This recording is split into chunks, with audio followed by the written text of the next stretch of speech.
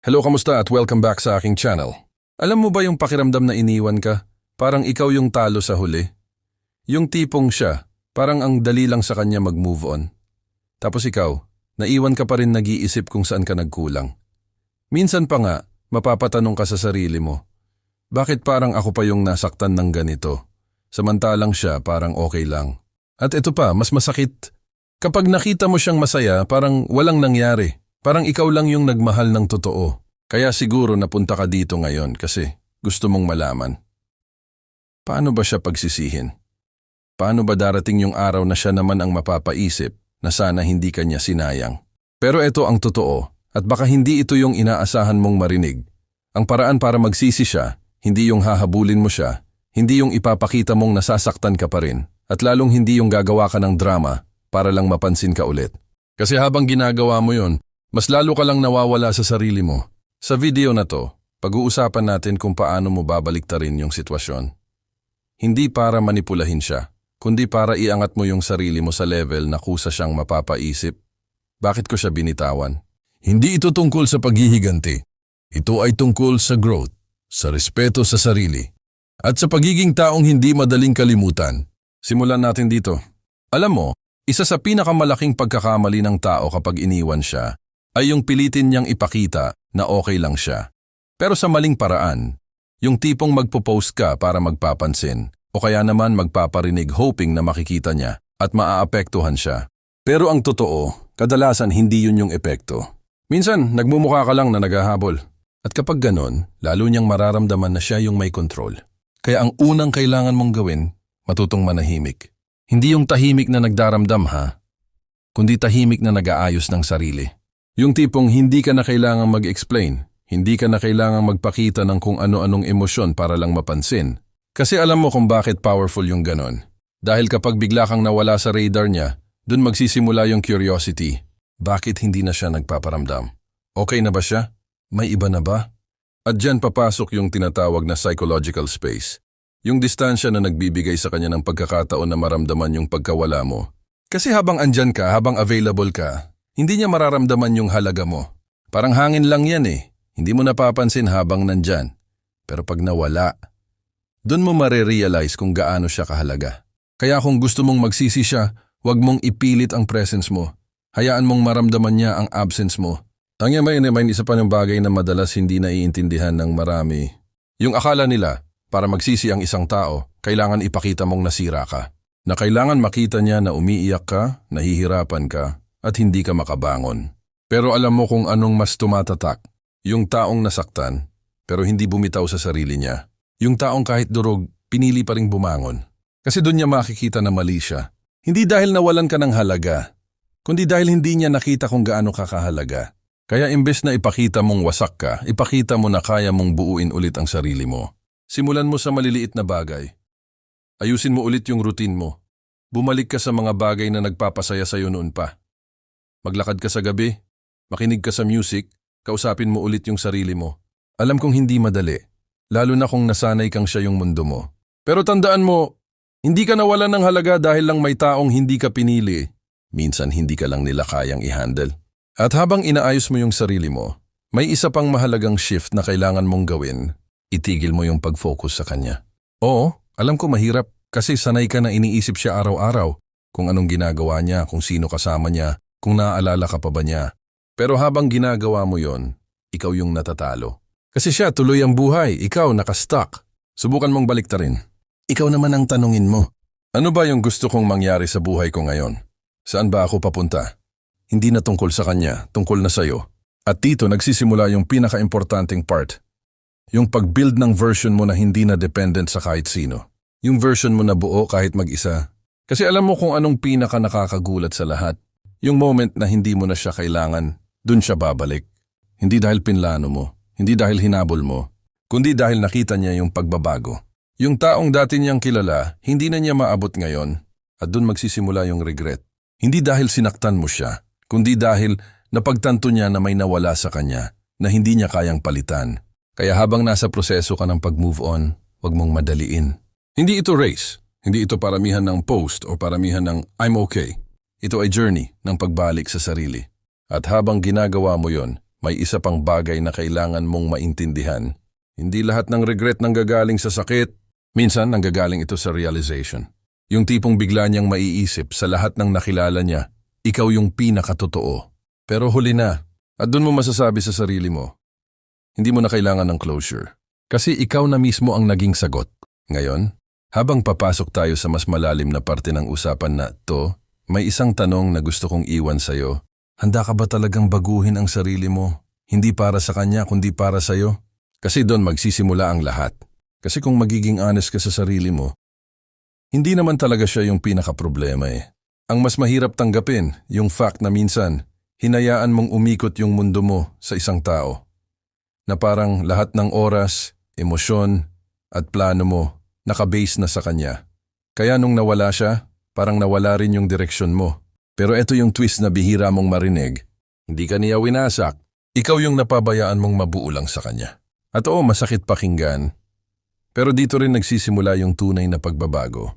Kasi kapag na-realize mo na ikaw pala yung may hawak ng sarili mong value, dun ka nagiging dangerous in a good way. Hindi na ikaw yung taong madaling iwan. Hindi na ikaw yung taong magmamakaawa para mahalin. At dito papasok yung isa sa pinaka-powerful na paraan para magsisi siya.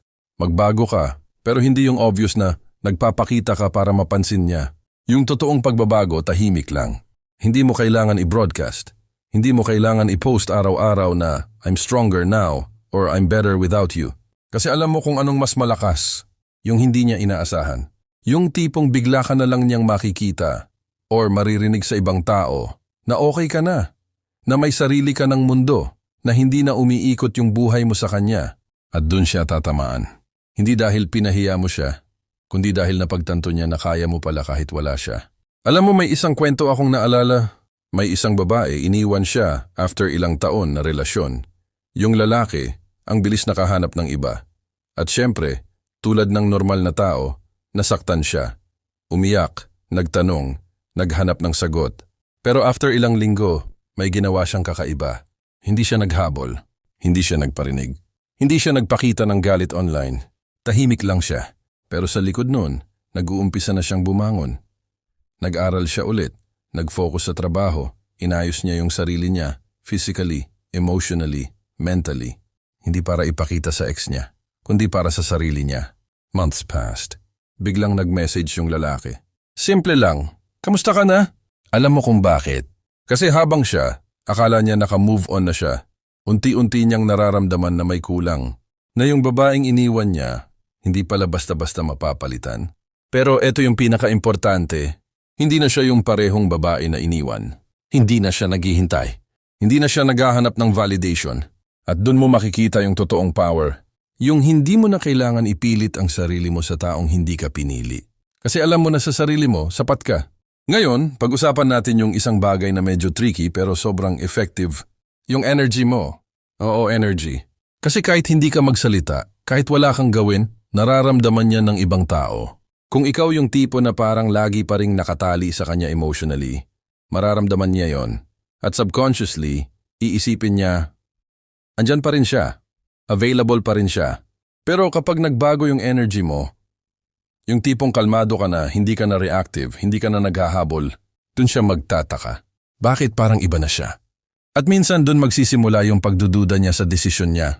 Kasi ang tao, sanay yan sa comfort. Kapag alam niyang nandyan ka lang, hindi niya yan masyadong pinapahalagahan. Pero kapag naramdaman niyang hindi ka na niya kontrolado, dun siya mapapaisip. Kaya next time na maramdaman mong gusto mo siyang i-message o gusto mong i-check kung anong ginagawa niya, pigilan mo. Hindi dahil bawal, kundi dahil mas pinipili mong protektahan yung sarili mo. Kasi bawat oras na pinipili mong hindi siya habulin, mas lalo mong pinapalakas yung sarili mo.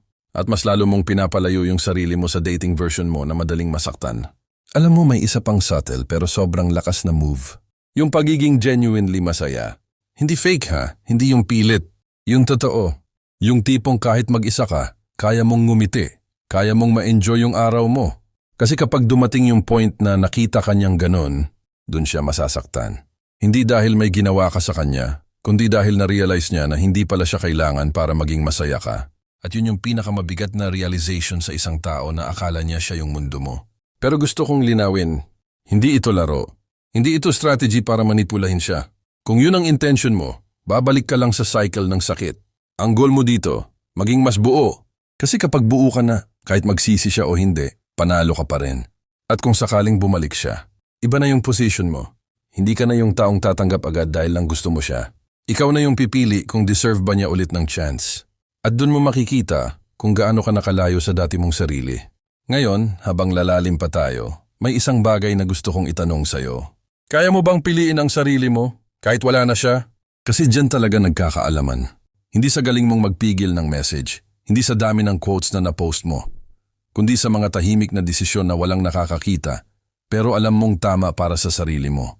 Yung tipong gabi na, mag-isa ka, tahimik, tapos bigla mo siyang maaalala. Yung dati niyong usapan, yung mga plano, yung mga simpleng bagay na dati mong binabaliwala, ngayon parang ang bigat na.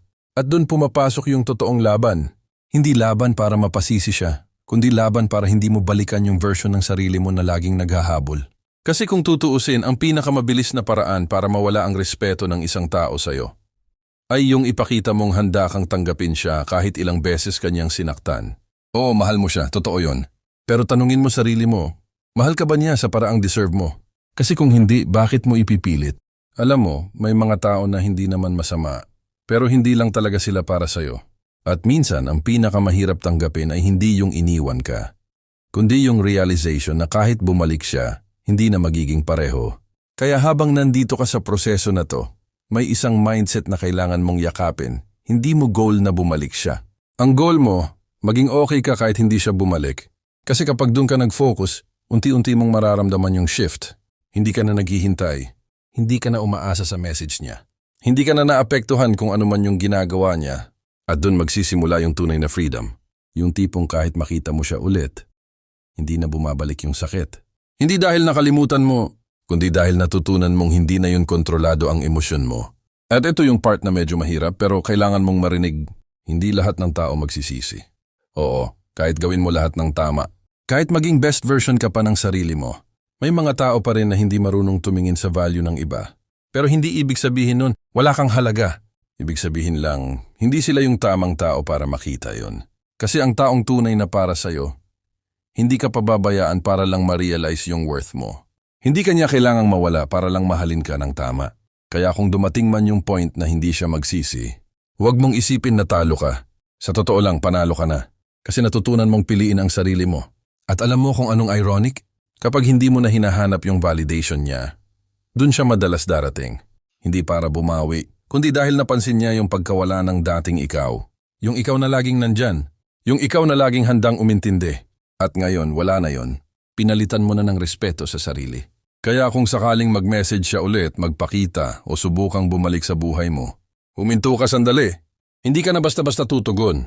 Hindi dahil nagpapapansin ka, kundi dahil nag-iisip ka na. Deserve ba niya ulit ako? Kaya ba niyang panindigan yung mga pagkukulang niya noon? Magbabago ba talaga siya? O babalik lang ako sa parehong sakit? At dun mo makikita yung pinakamalaking pagbabago sa sarili mo. Hindi ka na driven ng emosyon. Driven ka na ng standards. At yun ang klase ng tao na mahirap kalimutan. Yung hindi madaling ma-access. Yung hindi basta-basta pumapayag. Yung alam ang value niya. Kaya kung may isang bagay kang dadalhin pagkatapos mong marinig lahat ng to, ito yon. Hindi mo kailangang habulin ng isang tao para magsisi siya. Ang kailangan mong gawin ay maging taong hindi niya dapat binitawan. Hindi sa salita, hindi sa post, kundi sa kung paano mo binubuo ulit ang sarili mo araw-araw. Kasi sa dulo ng lahat, hindi yung pagsisisi niya ang magbibigay sa iyo ng kapayapaan. Ikaw na natutong bumangon. Ikaw na natutong magmahal ulit, pero sa tamang paraan. At ikaw na hindi na kailanman papayag na tratuhin ng mas mababa sa deserve mo. Kung umabot ka hanggang dito, gusto kong marinig ka. Naranasan mo na ba yung ganitong sitwasyon? Yung iniwan ka pero sa huli. Ikaw yung mas naging matatag. I-share mo sa comments. Baka yung kwento mo makatulong din sa iba na dumadaan sa parehong sakit ngayon. At kung may natutunan ka kahit isang bagay lang dito, i-like mo tong video at mag-subscribe ka. Marami pa tayong pag-uusapan tungkol sa growth, relasyon, at kung paano mo mas pipiliin ang sarili mo sa bawat pagkakataon. Tandaan mo, hindi ka iniwan dahil kulang ka. Minsan, iniwan ka dahil hindi pa sila handa sa taong magiging ikaw. Kaya tuloy lang. Dahan-dahan, pero siguradong pasulong. Quick lang, bago makalimutan. I-comment mo kung saan ka nanonood. Gusto ko makita kung saan umaabot tong channel na to.